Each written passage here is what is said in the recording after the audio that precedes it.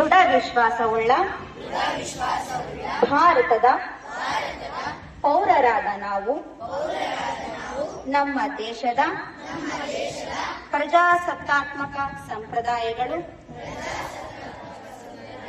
ಮತ್ತು ಮುಕ್ತ, ನ್ಯಾಯಸಮ್ಮತ ಮತ್ತು ಶಾಂತಿಯುತ ಚುನಾವಣೆಗಳ